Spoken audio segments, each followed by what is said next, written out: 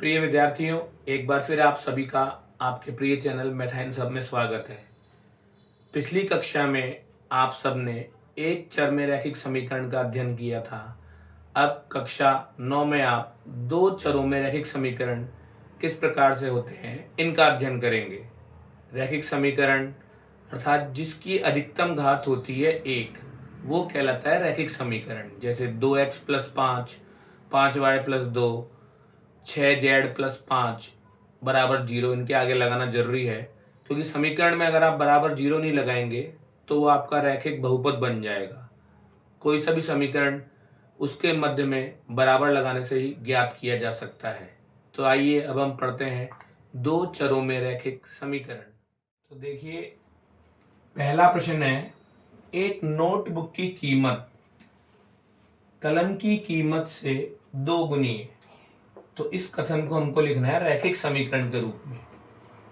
तो समीकरण में हमको क्या माननी पड़ती है? चर राशियां माननी पड़ती है, पहली बात तो ये। और चर राशियां हम सामान्यतः x या y मानते हैं। तो यहां पर देखिए, नोटबुक की कीमत को हम मान लेते हैं, माना एक नोटबुक की कीमत बराबर x रुपए तथा एक कलम की कीमत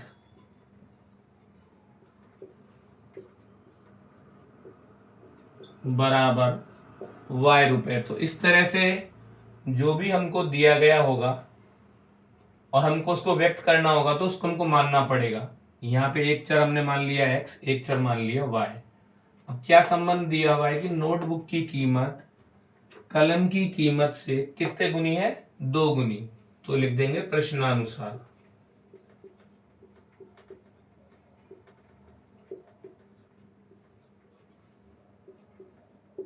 नोटबुक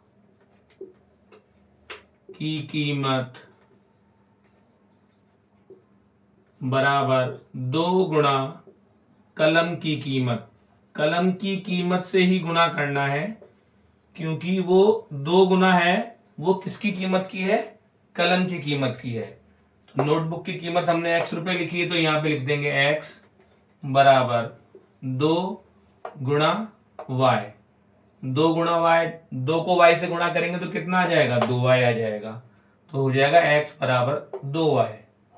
अब हमारा रैखिक समीकरण का मानक रूप क्या होता है? दो चरों वाले रैखिक समीकरण का मानक रूप होता है ax + by + c बराबर 0। मतलब सारी संख्याएं अपने बराबर के हमको इधर रखनी है बाएं पक्ष में। दाएं पक्ष में क्या रहना चाहिए? 0 रहना चाहिए। तो इस 2y का भी हम कर देंगे पक्षांतरण। पक्षांतरण करेंगे तो जो 2y प्लस का है, इधर आके 2y हो जाएगा माइनस का, x - 2y। जब इधर कोई संख्या नहीं रहेगी तो बराबर के इधर क्या रह जाएगा? 0। तो ये हो जाएगा x - 2y बराबर 0। तो ध्यान से देखिए, नोटबुक की कीमत कलम की कीमत से दुगनी है। नोटबुक की कीमत हमने कितनी मानी है? x रुपए। कलम की कीमत मानी है y रुपए। अब कलम की कीमत से 2 गुनी है तो उसको 2 से गुना करना है। x बराबर हो जाएगा 2y। पक्षांतरण कर देंगे 2y का, 2y इधर आके हो जाएगा माइनस का। x - 2y बराबर 0। इसका ध्यान रखना है, ये है दो चरों में रैखिक समीकरण का मानक रूप, क्योंकि ये आपको बहुत इंपॉर्टेंट है, ध्यान रखना। इसी के आधार पर हम a, b और c के मान ज्ञात करने पर आधारित दूसरा सवाल हल करेंगे। अब प्रश्नावली का हमारा दूसरा प्रश्न है, रैखिक समीकरणों को ax + by + c बराबर 0 के रूप में लिखकर a, b और c के मान ज्ञात कीजिए। इसमें देखिए, हमको रैखिक समीकरण दिए हुए हैं। तो पहले हम करेंगे पहला प्रश्न, 2x + 3y बराबर 9.35 के ऊपर लगा हुआ है बार का निशान। तो पहले क्या करना है, हमको ध्यान रखना है सभी संख्याएं बराबर के बाईं तरफ होनी चाहिए। इसको हम यहां से हटा के इधर ले आएंगे। तो देखिए किस तरह से लिखना है, 2x प्लस 3y, और ये प्लस का है तो इधर आके किसका हो जाएगा, -9.35 बार बराबर 0। तो देखिए 2x प्लस 3y -9.35 के ऊपर बार बराबर में 0। अब क्या करना है, मानक रूप में जमा दिया है हमने। मानक रूप ध्यान है, भी बताया था आपको, ax plus by plus c बराबर 0 होता है। तो इसलिए हमने क्या किया है, ये ax by c, एक बार लिख रहा हूं मैं, ax plus by plus c बराबर 0 से क्या कर देंगे, इसकी तुलना।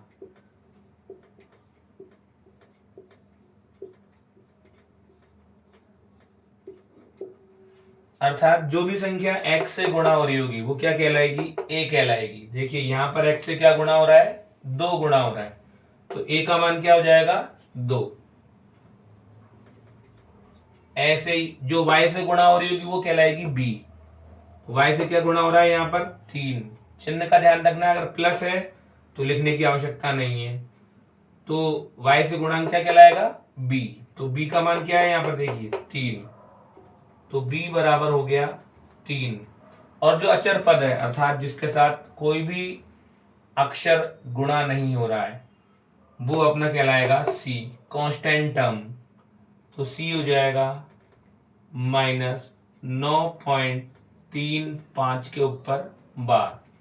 चिन्ह का ध्यान रखना है, यहां पर अगर आप माइनस नहीं लगाएंगे तो तुलना कर रहे हैं, ध्यान करो, यहाँ c प्लस का है और यहाँ पर क्या है, ये माइनस, इसलिए हमको क्या लगाना पड़ेगा, c के मान में माइनस लगाना पड़ेगा। a का मान केवल 2, b का मान केवल 3, c का मान चिन्ह सहित -9.35 के ऊपर बार। तो अब देखिए, इसको आप लिख लीजिए। लिखने के बाद में आप क्या कर सकते हैं, जैसे आपको लिखने में दिक्कत है तो आप वीडियो को पॉज करिए और उसको लिख लीजिए। अब अपना दूसरा प्रश्न, x माइनस वाई बटा 5 -10 बराबर 0। ध्यान से देखिए, x के साथ में कुछ नहीं है। यहाँ पर जब किसी भी चर राशि के साथ में कुछ नहीं होता है तो वहां पर हम हमेशा क्या मानते हैं, 1 मानते हैं। तो ये क्या है, एक तरह से x नहीं है, कितने x है ये, 1x। ऐसे ही यहां पर भी y बटा 5, क्या लिखेंगे इसको, 1y बटा 5 और -10 बराबर 0। ये इस मानक रूप के रूप में जमा हुआ है पहले से ही। ये जो मानक रूप है ax plus by plus c बराबर 0, इस रूप में देखिए जमा हुआ है। बस क्या करनी है, हमको केवल तुलना करनी है। तो तुलना कर देंगे,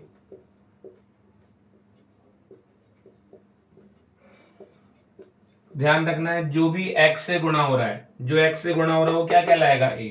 तो x से क्या गुणा हो रहा है, 1, तो a का मान हो जाएगा 1। जो y से गुणा हो रहा है वो कहलाएगा b। y से गुणा हो रहा है, देखो -1/5, तो b का मान हो जाएगा -1/5। और कांस्टेंट अचर पद, अचर पद क्या है, c, जो कितना है, -10। तो चिन्हों का ध्यान रखते हुए ध्यान रखना है, जल्दबाजी में ऐसे नहीं कि आप x का मान यहाँ पर 0 मान लें और a की जगह 0 लिख दें। 0 नहीं है, जब कुछ भी नहीं होता तो कितना मानना है हमको, 1 मानना है, और चिन्ह का ध्यान रखते हुए पूरा उत्तर लिखना है। तो इस तरह से ये दोनों प्रश्न देखिए, इसमें हमको पक्षांतरण करना पड़ा, इसमें पक्षांतरण नहीं करना पड़ा, केवल डायरेक्ट क्या करनी पड़ी, तुलना करनी पड़ी, और हमारे a b c के मान प्राप्त हुए। तो अब देखिए इसी का अगला भाग, 2x बराबर -5y, -5y बराबर के दाईं तरफ है। इसका क्या करना पड़ेगा, पक्षांतरण करना पड़ेगा पहले। तो सबसे पहले लिख देंगे पक्षांतरण, 2x माइनस का 5y इधर आके हो जाएगा प्लस का। अब यहां पर और कोई भी संख्या नहीं है तो बराबर लगा देंगे और इधर क्या लिख देंगे, 0 लिख देंगे। फिर क्या करना है, वापस तुलना करनी है। तुलना किससे करनी है, ये आपको ध्यान रखना है। तुलना करनी है आपको ax plus by plus c बराबर 0, जो कि है दो चरों में रैखिक समीकरण का मानक रूप। तो जो भी x से गुणा होगा वो क्या कहलाएगा, a। तो लिख देंगे a बराबर 2, a का मान कितना आ गया 2, y से गुणा जो होता है वो कहलाता है b, b बराबर 5, और अचर पद इसमें भी नहीं है तो लिख देंगे अचर पद c बराबर 0।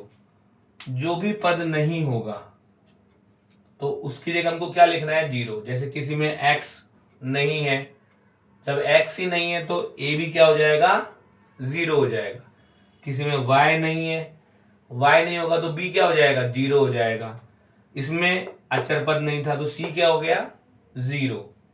तो अब इसी तरह का एक सवाल देखिए, जो अभी मैंने आपको बताया कि y नहीं है तो क्या हो सकता है, b का मान क्या होगा, 0 होगा। तो देखिए यहां पर अगला रैखिक समीकरण है 3x प्लस 2 बराबर 0 जमा y, पहले ही y वाला यहां पर चर राशि है नहीं, तो देखिए क्या करना है, जो चर राशि नहीं है उसके साथ हमको लिखना है 0 लगा के 3x प्लस 0y और प्लस 2 एज इट इज रह जाएगा, प्लस 2 बराबर 0। अब ये हो गया हमारा मानक रूप में ax plus by plus c बराबर 0। तुलना कर लेंगे, इसकी तुलना करने पर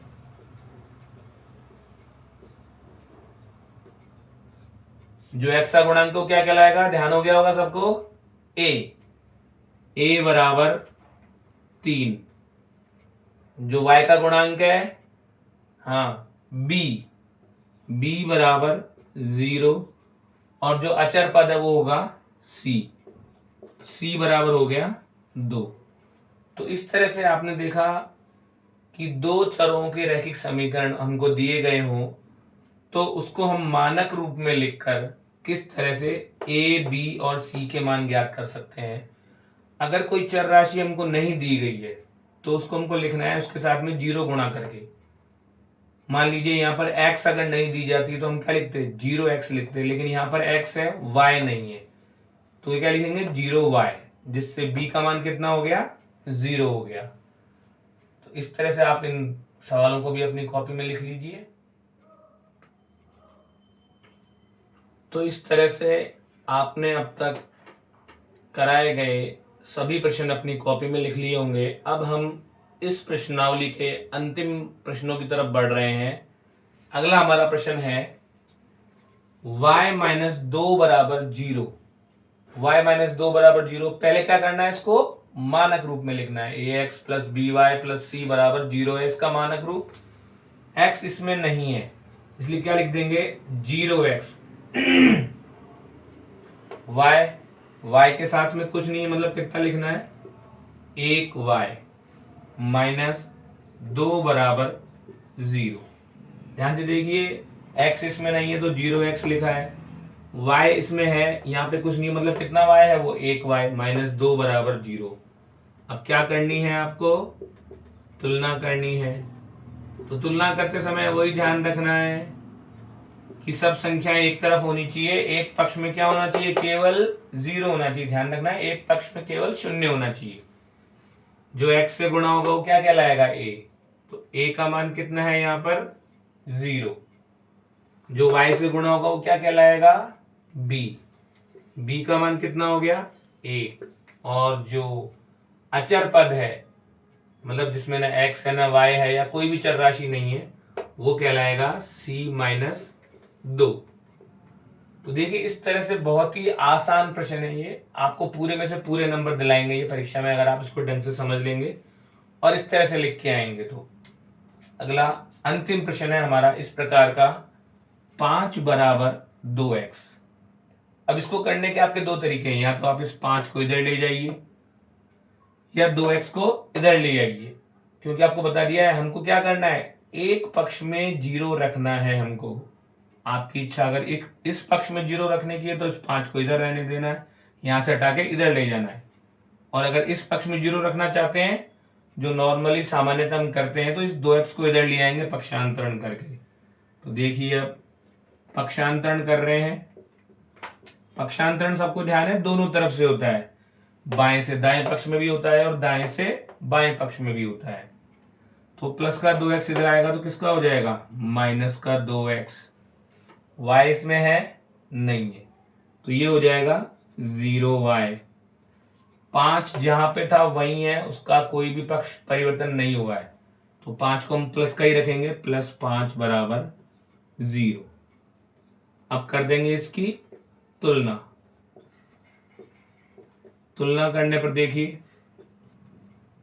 जो x से गुणा हो रहा है वो क्या कहलाएगा, a, तो लिख देंगे a बराबर -2। जो y से गुणा हो रहा है वो कहलाएगा b, तो b बराबर लिख देंगे 0। और जो कांस्टेंट है, अचर पद है, वो कहलाएगा c बराबर हो गया 5। तो इस तरह से हमने आज जो भी प्रश्न किए, पहला सवाल जो हमने किया था उसमें हमने बनाए थे समीकरण। कोई सी भी चर राशि आपको नहीं दे रखी है और उनका समीकरण बनाना है तो आप उनको मान सकते हैं।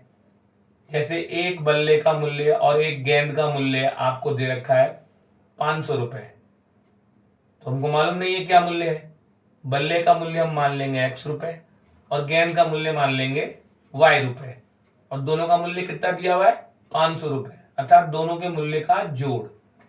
तो इसको बोल देगा समीकरण के रूप में लिखिए, तो क्या लिखेंगे, x + y बराबर 500।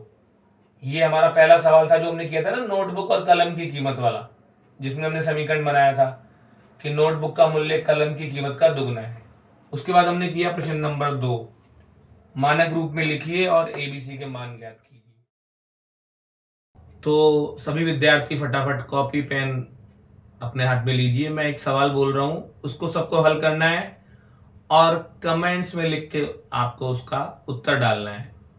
एक समीकरण है 2x + 5y बराबर -11। तो आपको केवल इसमें कमेंट में लिख के ये डालना है कि इसमें a का मान कितना है, b का मान कितना है और c का मान कितना है। वापस बोल रहा हूं, 2x + 5y बराबर 11। ठीक है, तो ध्यान रखना है सभी विद्यार्थी। इस वीडियो को, जो भी सब वीडियो डाले जा रहे हैं वो आप सबके पढ़ाई में उन्नयन के लिए डाले जा रहे हैं। इन वीडियो को बार बार देखते रहिए और अपनी शंकाओं का समाधान करते रहिए। धन्यवाद।